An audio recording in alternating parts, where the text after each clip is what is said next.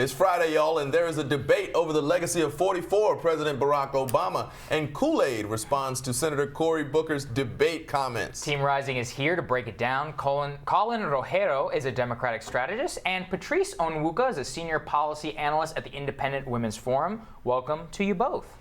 Thank you. Well, very interesting debate right now in the Democratic Party. We basically saw, I've said this throughout the entire show, I mean, if you watched that debate on the second night, it looked like Barack Obama did not have a 95% approval rating in the Democratic Party. You had Julian Castro, who was running against him, who served in his own administration. I mean, Joe Biden was really the only one who was defending his legacy. Colin, do you think it's a smart move on the other candidates other than Joe Biden's part in order to do that? Yeah, look, I think the bottom line here is, these candidates understand and their consultants understand that incremental change is not really inspiring. Right. And so they've got to say, hey, we're going to do some big things here, big things in the next administration, not a return necessarily to what we were before or 10% better or 5% better, but let's swing for the fence. We don't say we're going to run a mile. We say, let's go run the marathon and win the darn thing. Yeah. And that's where it's coming from. And it's not that they don't appreciate Barack Obama's legacy, but they're really pushing to carve their own space I out. think that's generally right. Well, what do you think, Patrice? But the challenge is getting it actually done. It's not politically feasible. And how interesting it was that the Washington Post editorial board this morning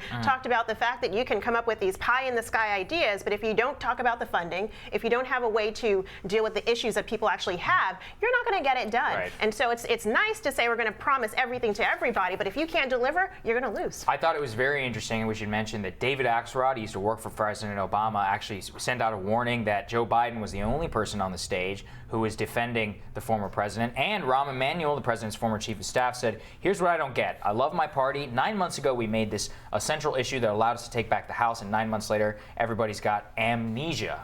And also blasted the Democrats for going after the former president. I mean, Patrice, what does that mean, I think, for the party in this intra-warfare? Oh, it's great. As a conservative, Yeah, I love to see it. But I think it really does demonstrate how far to the left there has been such a, not even a shift, it's been a jarring tilt. Yeah. And I think a lot of people who are centrist, people who may have been, never, not affiliated with any party, but said, you know what, I've always been blue dog or maybe lean Democratic, saying, you know what, I can't get with this. This is too much, too bad. And even centrists or people who we conservatives would have considered far to the left 8 years ago are now that far to the center now. It really says something about the party. But I got to want, first of all, I don't give a damn about anything Rahm Emanuel says until he concerns himself with his police department killing black people. But that's another discussion for a different day.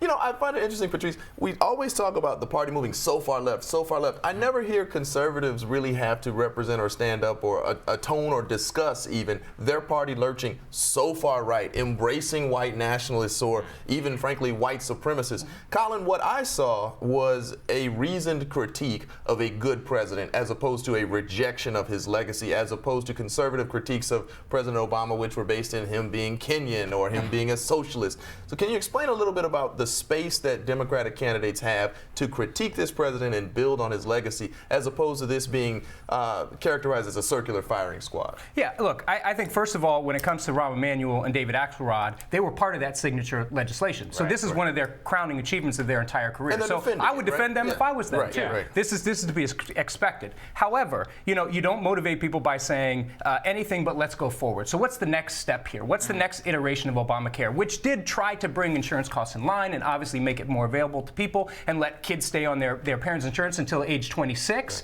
But did it go far enough? And a lot of people would argue no. Pharmaceutical prices still continue to rise. Insurance costs still continue to rise. Did it start? Yes. Did it help? But I think a lot of people will say, you know what, you went too far, and going even further with Medicare for All is way too far. Kaiser polling out just this week looked at how many people actually support private insurance. 75% of Americans. Okay, so the idea that, we need to, that Democrats should go further. Listen, I fully support a private insurance market, and I think it's a little bit of a stretch, a lot of a stretch, if you will, to talk about eliminating private insurance markets. That's certainly not where anybody should be. My concern is that without the Democrats pushing a discussion on healthcare reform, conservatives aren't talking about it at all. So what is the conservative position on healthcare reform Please lay it out for us. Well, I think you've seen the administration do a number of administrative changes to healthcare, whether that's allowing people to group together in associations and drug across as well. exactly lower drug prices. So I think there's some tweaks around the edges that you can make. Now, I'm not going to be the first to say that our healthcare system is perfect. It's not. But I think there's a lot of concern around if you push everybody into a single payer system, what happens to doctors being and hospitals being paid? What happens to people when you are not able to get the care that you actually need delivered in a timely and efficient manner? Yeah. But back to your first, can I just say first question? Yeah. I take a lot of issue with the premise that you say suggesting that conservatives are embracing white nationalism. I mean, I'm a conservative, I'm black, I'm a female, I'm an immigrant, a naturalized citizen, and there are people who are always going to be racist and white nationalists, but to paint us all in that broad brush, I think is very unfair. Yeah, I mean, large. I usually let it slide because at this point I'm just like, oh, No, I don't feel like I know we got to move on, but Yeah. the reality is that writ large, the Republican Party has not rejected overt racists. And That's just not. that's I mean, absolutely look, true.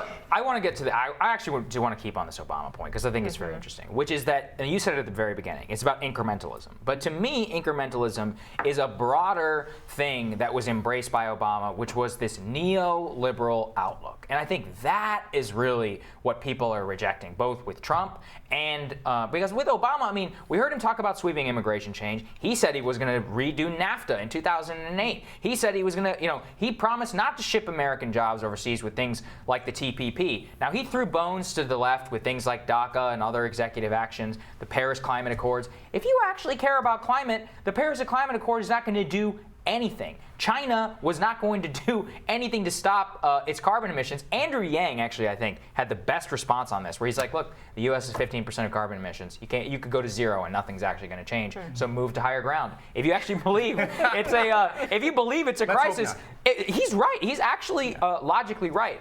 And so what I think, Colin, what I'm trying to get at is in the Democratic Party, how is it dealing with that legacy?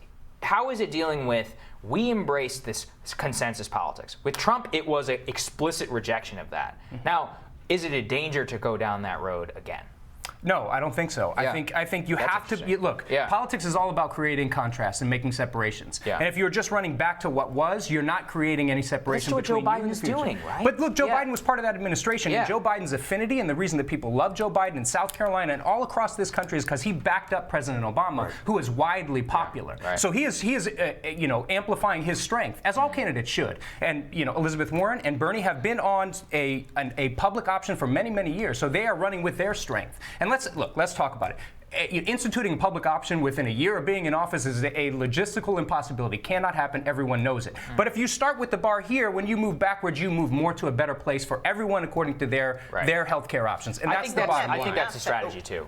Well, would that be enough? Yeah. I think to placate those who are on the far left who really want to see that. And I think, you've got 2 years. Let's say that, the sky falls and President Trump is not reelected in 2020, and let's say Bernie Sanders or Elizabeth Warren is, and they've made all of these promises, and they deliver in 2 years nothing. That actually positions Republicans very well to of course, keep the Senate, and to take back the House if they don't take it back in 2020. And so, I'd be very cautious about promising the sky, and unfortunately, a lot of millennials are falling for it, but promising the sky and then delivering nothing but dirt. Yeah. Well, we have to move on here. We should also talk about Cory Booker had a zinger against the former vice president where sorry, Don, I don't actually remember the verbatim. Let's actually take a listen to it. Yeah.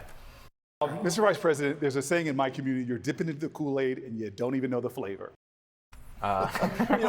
We've been watching debates for 30 years. You can go back to "You Are No John Kennedy," and it's a pretty good viral moment for a guy who needed a breakout. So much so that Kool-Aid actually came forward saying, "Senator, oh yeah." Which gave me a throwback to my own childhood and those amazing commercials. Take note, that is corporate social media done properly. That's right.